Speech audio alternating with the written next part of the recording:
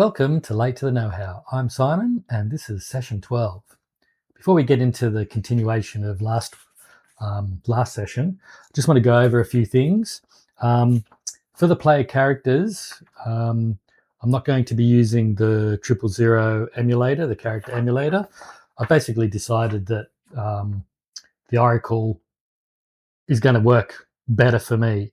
The way that I'm seeing the way that I'm playing is that I'm basically playing both Game Master with a little bit of background knowledge as I play, and the player characters with a little bit of randomness. So it's kind of a little bit chaotic, but I'm trying to keep themes in mind for each character. But I think that's how I'm going to be playing it. So yeah, essentially the Oracle, mainly the verb and noun and adjective tables will kind of be what I'm going to rely on for player character interactions. Yeah. Now the next thing is I've got just something to show you, and this is this guy here. I 3D printed this guy. It took about 20 hours all up to print. It's a filament printer, an FDM printer. It's not resin. And then I spent like a few days just painting it. And to be honest, I'm pretty happy because my painting skills aren't really always the best. But yeah, he's come out pretty good, I reckon. There we go. Yeah.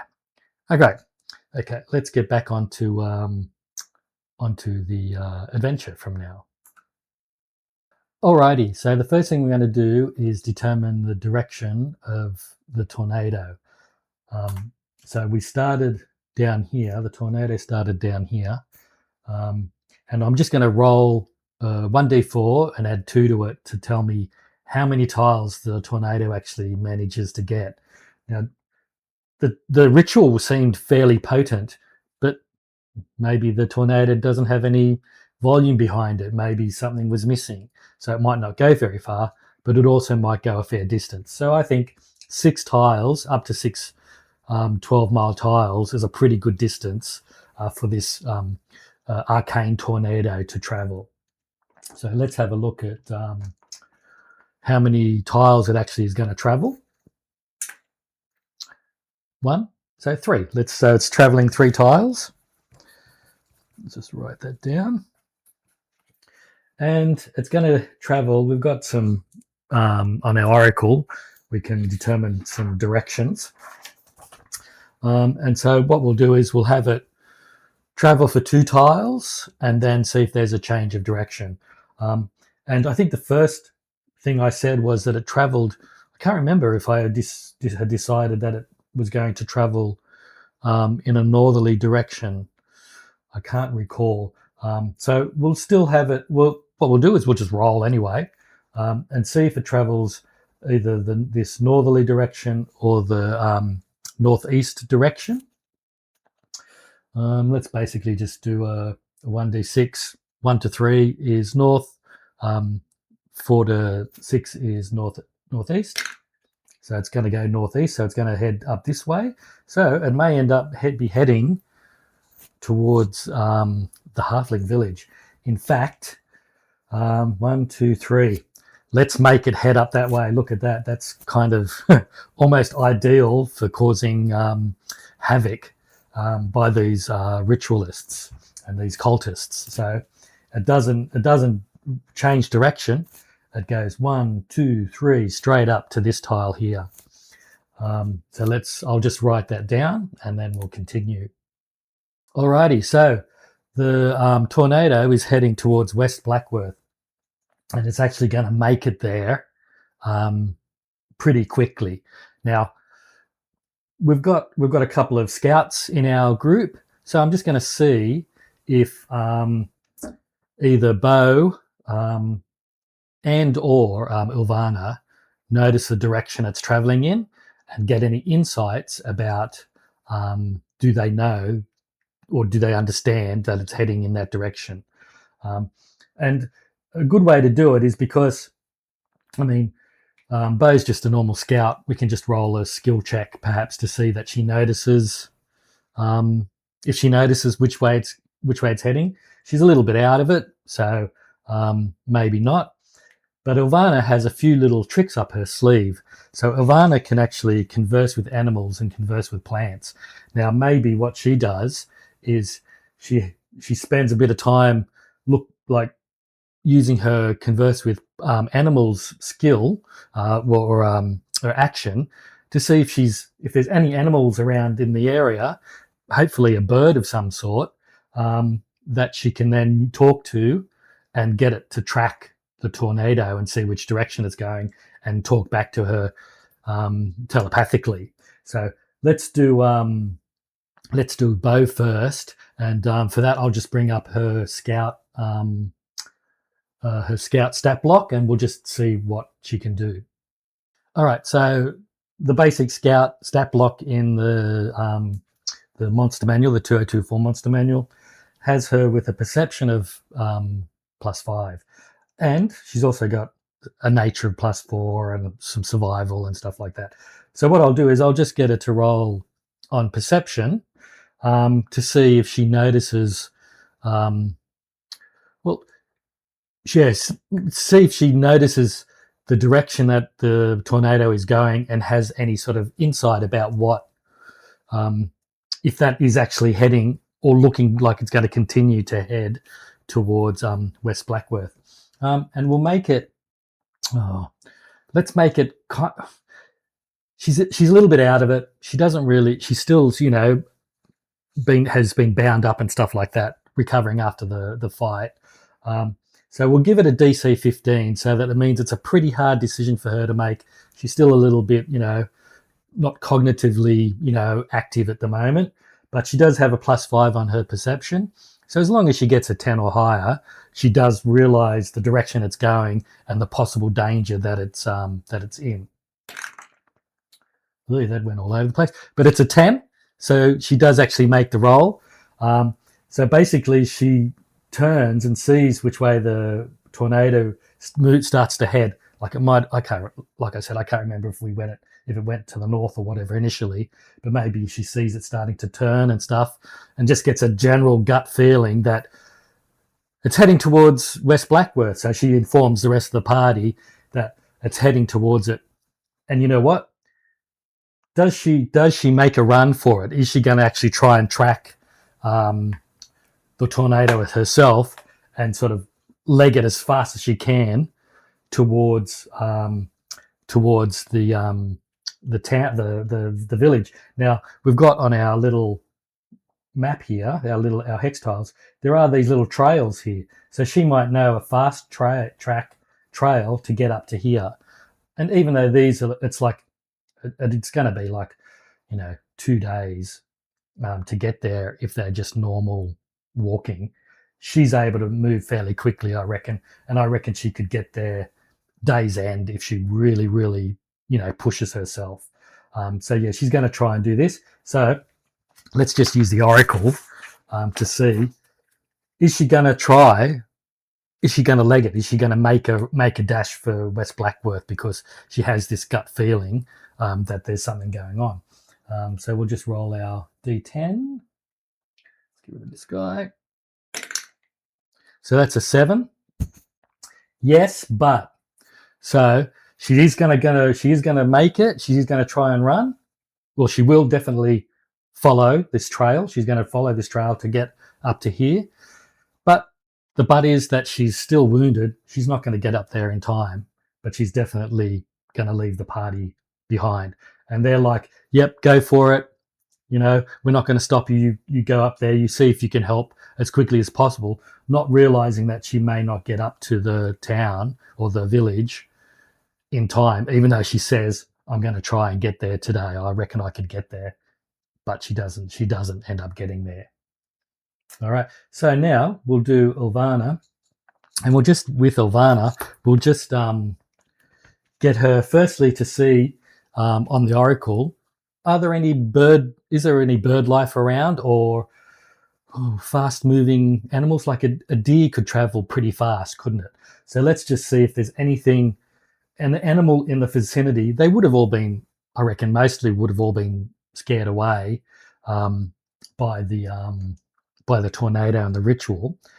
So what we'll do is we'll roll a plausibility modifier, which is basically rolling two d10s, and I'll have the red one as well. It doesn't really matter, but we'll basically do it like an advantage disadvantage, and the lowest roll will determine our oracle roll to see if there's any wildlife, because the oracle starts at a no for a 1 and then 10 for an extreme yes. So we want to take the lowest roll because it's going to err more towards there actually being no animals around the area. So she's going to sort of focus and feel to see if there's any animals in the area that she could use, like a deer or a bird or something. And let's just see. They're both ones. So that's like an extreme oracle check. And in fact, we can roll on our complication dice as well for those. So first things first, there's no animals nearby. It's deadly quiet in terms of animal activity, and even any plants around, because she does have converse with plants, but that's only a minimum, like a very short, not a very wide area, 30 feet or so, and she's not going to get any information past that point. I mean, we could try and be fancy and roll for things like she contacts fungus. She tries to talk to fungus to use mycelium network, which is underneath the forest. But yeah, she's only CR3 level, or level 2 essentially. She doesn't have that level of power. So she doesn't. She says there's not even any animals around. I can't get any information. We're kind of basically just going to have to trust that Bo knows what she's talking about and follow her towards West Blackworth. Okay, now we'll roll on the complication dice. So the complication dice, if it's a 1 or a 9, well, the roll is as our complication chains. If the roll is a 1, then the complication die is downgraded to the next lower die. So automatically we roll on the dice. Now we're just going to roll the minor complication. It's not an extreme or anything like that. So this is a minor complication is our D8. Get rid of these. And it's a 1. So it goes down to a 6 for our minor complication. So yeah, minor complication is increasing. Major complication we're not worried about. And yeah, that's it. So what are the party going to do? Well, before we continue, I think what I'm going to do is I'm going to get them to they kind of realize they're not going to make it to where the tornado is going to be. They'll try and leg it as fast as they can, but they're definitely not going to get there within today. So they're going to have a bit of a rest, I think. And while they're resting, they're actually going to do a bit of a loot the bodies kind of thing. They're going to check out the ritualists, see if they've got any goodies on them. And then after that, we'll do an XP. We'll hand out some XP to see if there's any increase in a level or anything like that. All right. So the first thing we're going to do is we're going to give them. They're going to check the 5 bodies of the ritualists, the cultists, this basic cultists, and the basic cultists. They're not going to have any money on them. They're not going to have any fancy weapons or anything like that. All their kind of implements that they were using, like the sickle and the little dagger that they had, and the kris and stuff like that. They're just basic. They're standard weapons. They're not of any use to them. In fact, they're probably all rusty and not very good condition.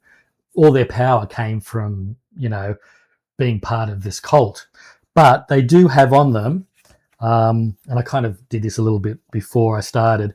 They do have a 10 GP gemstone on them, and that kind of information can be found in the Dungeon Master's Guide. There's a whole bunch of tables for sorting out loot and stuff like that. So one of them is a table on, so there's like a 10 GP gemstones there at the top. So I'll just roll 5 D12s. Well, I'll roll the 1 D12, but I'll roll it 5 times. If I can find it, there we go. Yeah, and so each cultist has one of these particular gemstones on them, and we'll just see what they are. So let's have a look. So we'll do 1. So we've got a 4. We've got an agate or agate. What does it say? Number 2 has a 3. Has a blue quartz. Number 3 has a 6. Lapis lazuli. I like lapis lazuli. It's a nice blue color. Number 4 has a 10. It's a rhodochrosite. I'm not sure how to pronounce that. Rhodochrosite. What's it say? So it's light pink. So I guess rose-colored kind of gemstone. And then the 5th guy has another 6, which is another lapis. All right. Now the Fanatic also has one of these on him, and the Fanatic, I'm going to give him a 50 GP gemstone, something a little bit more worthwhile. And that is a 6 as well, and that's a jasper. It's 50 GP. Now also the Fanatic. The other guys don't have anything fancy, but the Fanatic does have a weapon or a bit of treasure on him.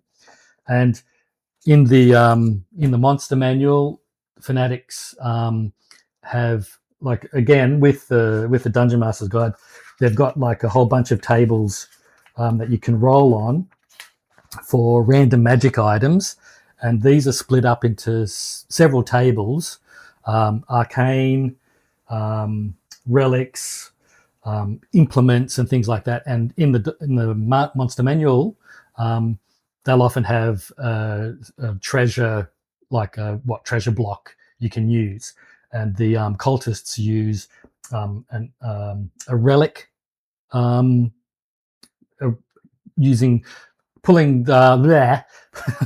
pulling their magic items or their random sort of treasure items off the relics tables. Now I'm going to give him an uncommon relic. So this is a D100.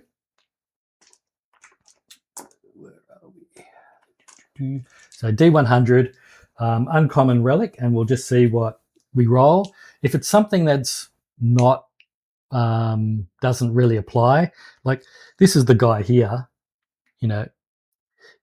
if I roll a shield, I'll just roll again because he's not holding a shield. He's holding a staff. He's got a cloak. He's probably got some daggers. He's probably got some potions. He might have a scroll or 2 on him. He might have another gem of some sort. He might have an amulet or some rings. But yeah, if we roll a shield or a plate armor or something, yeah, that's not applicable. So let's just roll anyway and see what we get. So we get 55, and a 55 is Potion of Greater Healing. So that's greater healing. So that's actually pretty handy. Yeah, so that's them done. And now what we'll do is we'll just go over the XP for the up to this point. So the way that I'm going to do it is that every time the party have a bit of an interaction, they'll get like a role play XP, and that'll be 100 XP. And then I'm just going to add up all the combat XPs. Now, the first thing they did, they fought an awakened tree. Then they fought the Black Dragon Wormling, which, excuse me, they didn't complete, but I'm going to give them 100 XP for that. And then they've done the 5 cultists here and the fanatic.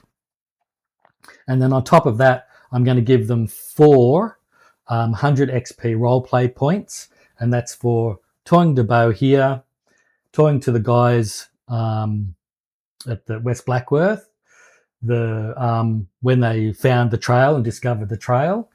And then down here now at the cultist area, they've received another 100 points on top. So by adding all those together, which I've done previously, they get 1900 X points, 1900 XP total, which is 475 per character. And they're currently at level 2, and they need 600 XP to go up to level 3. Remember, I'm using CR values and not strictly player values, but I'll track the XP kind of the same.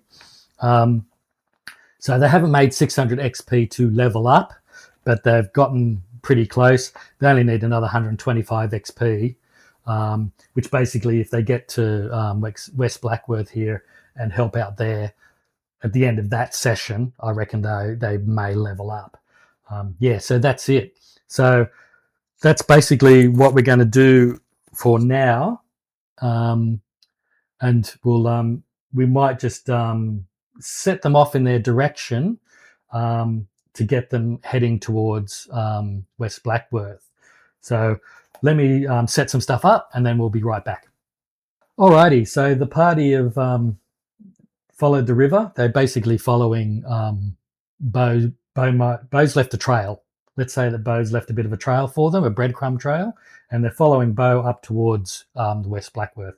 Now, they get somewhere along the way, they catch up with Bo. Now, what has happened to Bo? Well, look, let's roll on our just inspiration tables just to see what's happened to her. So let's have a look. We'll roll on the verb table. 4 and 9. Betray. So remember, that doesn't necessarily someone's, gone behind her back or betrayed her. It could mean something else. The noun table. We've got 2 and then 7. Ship. And on our adjective table, that's a 7. So we've got 7 and 9 again. So murky. So we've got betray, ship, and murky. She's following the river.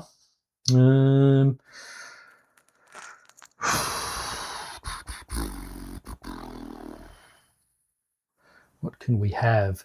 So maybe there was maybe there's some rafts. Maybe there's some river rafts that traverse the river quite often. And she's seen one smashed up against the riverbank in the murky water and the riverbank, like maybe half sunk. Yeah. So this river raft, transport raft, half sunk on the edge of the banks, and she's gotten there, and she's seen that it's all smashed up.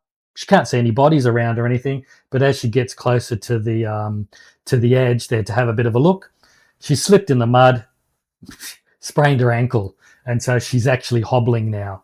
So at this point here, let's say it's at this point here on the tiles, the party actually catch up to her, give her a bit of healing, give her a bit of, wrap her sprained ankle up again, and then they continue together, all 5 of them, up towards West Blackworth. Now, when they get to West Blackworth, we're going to say that the tornadoes actually hit and devastated the place. And for that, I've actually grabbed another Paizo flip mat. And this one's a ghost town. You can see on the screen here. And essentially, we've got just some, we've got like a big town hall thing and a little graveyard thing, and there's some crop parts here and stuff like that. But we've got like this, you know, north and west sort of road flowing through. Yeah, and so basically they've just got here, and the, you know, roofs are being torn off and things like that. So this can just be our map for West Blackworth for this particular part of the part of the adventure. And they get there, and what do? Well, guess what? We'll find out next time. So thanks for joining, and I hope everybody's having a great week, and we'll catch up with you next time.